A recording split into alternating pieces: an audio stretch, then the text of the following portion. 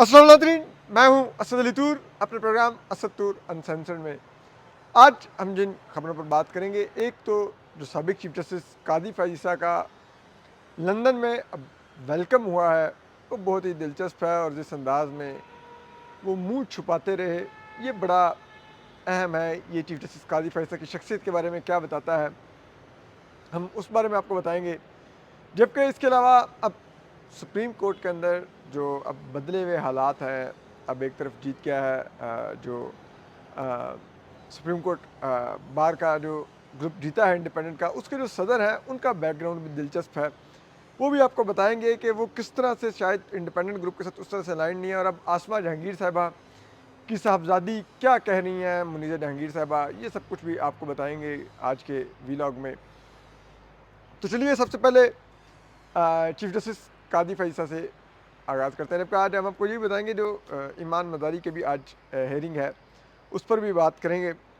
तो देखिए chief justice कादी फ़ायज़ जो साबिक चीफ जस्टिस हैं, वो अब रिटायर होके बैरून मुल्क जा चुके हैं। वहाँ पे मिडल टेम्पर में बड़ा एक तो एक जो उनके टाउट रिपोर्टर हैं और यूट्यूबर हैं, वो बड़ी रिपोर्टिंग कर रहे थे, अपने न्यूज़ चैनल पर भी चलवाया कि कादी फ़ायज़ पहला पाकिस्तानी जज है जो मिडल टेम्पर के बेंचर के तौर पे उसको मुंतखब किया गया है, जो कि मुकम्मल झूठ था। इससे पहले जस्टिस आयशा मलिक जो इसी सुप्रीम कोर्ट में मौजूद हैं, और वो 2022 में मिडल टेम्पर की बेंचर रह चुके हैं, तो कादी फ़ायज़ को कोई अनोखा नहीं मिला रिवार्ड। और वो बल वहाँ पर पहुँचे, और मेरे लिए कोई सरप्राइज़ की बात नहीं कि पीटीआई के वर्कर वहाँ पर उनके मुंतज़िर थे। मैं इस चीज़ को वैसे बड़ा ही अफ़सोसनाक समझता हूँ, और मेरे ख़्याल में मैं सोचता हूँ कि यार ये जो बरतानवी हुकूमत या जो लंदन की इंतज़ामिया होगी, पुलिस होगी, वो क्या सोचते होंगे कि यार पाकिस्तानी एक बंदा इधर भेजते हैं और इधर हमारे यहाँ ड्रामे शुरू हो जाते हैं। क्या सब कुछ यही करैक्टर आपने भेजने हैं यहाँ पे? तो और दूसरी तरफ पाकिस्तानियों को भी, जो वहाँ पर ये ओवरसीज़ पाकिस्तानी पीटीआई सपोर्टर्स हैं, इनको भी सोचना चाहिए कि आप क्या मुल्क का इमेज देते हैं, यूँ जगह-जगह पे अजीबो-गरीब अंदाज़ में हूटिंग करके, अजीबो-गरीब शक्लें बनाकर। Like come on, be mature, sensible, protest करें, उधर प्ले कार्ड्स लेके खड़े हो जाए, पुरअमन अपना प्रोटेस्ट रजिस्टर करें। ये गाड़ियों के पीछे भागना, इधर करना, वो करना, छलांगे मारना, लाइक एटलीस्ट मैं इन चीज़ों को बाय करता। लेकिन जो सबसे दिलचस्प था मेरे लिए, वो जो कादी फ़ायज़ उस तकरीब से शिरकत करके निकले गाड़ी में, तो उन्होंने, और उनकी अहलिया मिसेस रीना ने, फैमिली नॉट रॉन्ग, वो उनके साथ थी, उन्होंने सीटों के नीचे मुंह दिए हुए थे। हालांकि 15-20 बाहर प्रोटेस्टर्स थे जो उनकी गाड़ी को, जिन्होंने थोड़े बहुत हाथ शाथ मारे, लेकिन गाड़ी निकल गई। मतलब काजी साहब इतने ज़्यादा डरपोक होंगे, कहते थे if you can not face the heat, get out of the kitchen. ठीक है, तो बात यह है कि अब आपने जो कुछ किया है, ये पीटीआई के सपोर्टर आपको वहाँ पर मिडल टेम्पर के बेंचर छोड़ें, बैक बेंचर भी नहीं छोड़ेंगे, ये आपके साथ वो करेंगे। और अब कादी फ़ायज़ का मुकाम ये है कि कुछ लोगों की शोहरत उनकी ज़िल्लत में होती है। कादी फ़ायज़ की शोहरत अब उसकी ज़िल्लत में है। जिन लोगों को लगता है वो बड़ा मुकाम एंजॉय करने जा रहे, कोई मुकाम नहीं है, उसकी कोई इज्जत नहीं है, कोई साख नहीं है। वो पाकिस्तान की अदालती तारीख का एक स्याह तरीन किरदार है, एक बदनुमा दाग है इस सुप्रीम कोर्ट की सफ़ेद टाइलों वाली उजली इमारत के ऊपर। एक तारीख के अरवाक पे मुसलसल उठता हुआ बदबू का भभोका है वो, उससे तक कुछ नहीं है कादी फ़ायज़ साहब। और वो जहाँ जहाँ पर जाएगा इसी लान तान का शिकार रहेगा। सिर्फ ये नहीं कि पीटीआई के सपोर्टर कर रहे होंगे, जो ओवरऑल भी मुल्क में जो लोग जमहूरियत में, इंसानी हकूक़ में यकीन रखते हैं, बुनियादी हकूक़ में यकीन रखते हैं, वो कादी फ़ायज़ ईसा के ऊपर लान तान करते रहेंगे वो सारी उम्र। और जो आज जिन सियासी जमातों ने कादी फ़ायज़ को सपोर्ट भी किया अपना फ़ायदा उठाने के लिए, क्योंकि वो आज इस्टेब्लिशमेंट की प्रॉक्सियाँ हैं, फॉर्म 47 की उन्होंने लास्टिक की शलवारें पहनी हुई हैं, याद रखिए ये सियासी जमातें भी कल कादी फ़ायज़ के नाम के ऊपर थूक रही होंगी, ये हालत होगी इसकी। तो ये वक्त आने में ज़्यादा देर नहीं है, आपको अंदाज़ा होना चाहिए। जो मौलवी मुश्ताक था जिसने जुल्फ़िकार अली भुट्टो शहीद को का अदालती कत्ल करने वाला फ़ैसला दिया, फांसी दी, आपको पता है जब उसका जनाजा उस मरदूद का जा रहा था तो शहद की मक्खियों ने हमला कर दिया था, लोग जनाजा छोड़ के भाग गए थे और कितनी देर जनाजा ओपन पड़ा हुआ था और उसकी जो उसका मुर्दा जिस्म था उसको भी शहद की मक्खियां काटती नहीं थी। ये खुदा का इंतकाम था उससे, क्योंकि कहते हैं सबसे ज्यादा खुदा कड़ा एहतसाब रोजे मैशर जज का करेगा, काजी का करेगा, सबसे कड़ा एहतसाब। तो वो एक बदनाम, एक बदबूदार और एक जानिबदार काजी था जिसने मुल्क के एक मुंतखब वज़ीर आज़म का कत्ल किया। तो खुदा ने उसके जनाजे पर शहद की मक्खियाँ भेज दी। काजी भी आप देखेंगे इबरतनाक अंजाम की तरफ बढ़ रहा है। मुझे कोई सरप्राइज़ नहीं होगा कल काजी को कोई जूता मार दे, कल काजी के मुंह पर कोई थूक दे, कल काजी के मुंह के ऊपर कोई अंडा मार दे, कल काजी के मुंह के ऊपर कोई, काजी फैसल के मुंह के ऊपर कोई टमाटर मार दे। I will not be surprised at all. मुझे बिल्कुल शॉक नहीं हुआ, कल रात भी नहीं हुआ, मुझे कोई शॉक नहीं हुआ। मुझे पता था जिल्लत मुंतज़िर है कादी फैसल की। जो शख्स अपने चीफ जस्टिस के दौरान जिल्लत की एक अलामत बन गया था, वो रिटायरमेंट के बाद कौन सा मुजामत का इस्तियारा बन जाएगा। रिटायरमेंट के बाद भी वो यही जिल्लत का एक रहेगा इस्तियारा। जब भी कोई गंदा बदबूदार जज काम करने की कोशिश करेगा तो लोग कहेंगे काजी फाइसा ना बन। जब भी कोई माशरे के अंदर गैर इंसाफ़ी करेगा, किसी के साथ, कोई किसी के साथ ज़्यादती करेगा, कोई किसी के साथ जुल्म करेगा, कोई चोरी करेगा, कोई दो नंबरी करेगा, कोई झूठ बोलेगा, कोई मुनाफकत दिखाएगा, लोग कहेंगे काजी फैसा ना बन। ये होगा काजी फैसा, आप याद रखिए, वो यही है उसकी अलामत। तो बहरहाल कल जो हुआ मुझे तो मनाजर कोई अच्छे नहीं लगे, लेकिन मुझे काजी फैसा का भी बड़ा लगा कि अपने वो दुम टांगों में दबाते हैं कुछ जानवर, काजी साहब ने सर टांगों में दिया हुआ था अपनी। आप मुजाहिरीन की तरफ ना देखते, आप मोबाइल यूज़ करना शुरू कर देते, बैठते तो स्ट्रेट यार, मुंह नीचे क्यों घुसाया हुआ था। Like this something really shameful. और खैर वो डिसग्रेस्ड इंसान है, उनके लिए ग्रेस अब वो वर्ड ही नहीं है। अब ज़रा आगे आ रही है तो अब बातें हम जो सुप्रीम कोर्ट में बदली सूरत हाल है उसमें जो रऊफ़ अता जीते हैं, जो इंडिपेंडेंट ग्रुप के अब जो सुप्रीम कोर्ट बार के एसोसिएशन के प्रेसिडेंट बने हैं, ये JUF के कामरान मुर्तज़ा साहब के जूनियर हैं और कामरान मुर्तज़ा साहब भी सुप्रीम कोर्ट बार के सदर रहे हैं माजी में। कामरान मुर्तज़ा साहब बड़े पोलाइट और बड़े डिसेंट से लॉयर हैं, सेनेटर हैं JUF के। और जैसे कहते हैं ना, आप कभी कामरान मुर्तज़ा साहब को इश्तियाल में नहीं देखेंगे, बड़े पोलाइटली अपनी बात करते हैं। इस तमाम मामले में भी JUF ने जो पोजीशन ली 26वें आईनी तरमीम में, उन्होंने मिलिट्री कोर्ट्स की सिविलियन के ट्रायल की मुखालफत की और उसके अलावा उन्होंने जिसे कहते हैं ये 3 जजेस में से उन्होंने मोस्ट सीनियर जज जस्टिस मंसूर अली शाह की हमायत की कि उनको चीफ जस्टिस होना चाहिए। अब देखते हैं कि इंडिपेंडेंट ग्रुप तो एक डीलरों का ग्रुप है, ठीक है, वो एक बिकाऊ ग्रुप है, वो सौदागरों का ग्रुप है, ठीक है। क्या रऊफ़ अता साहब अपने जो मेंटोर हैं कामरान मुर्तज़ा साहब उनकी सुनते हैं, या वो फिर इंडिपेंडेंट ग्रुप की जो अब हुकूमत में बैठे हुए लोग हैं उनकी तरह वो अब इस्टेब्लिशमेंट की टाउटी करते हैं? ये अब चॉइस उनकी है और आपको आने वाले दिनों में बता देंगे कि वो किस तरफ लाइन के खड़े हैं।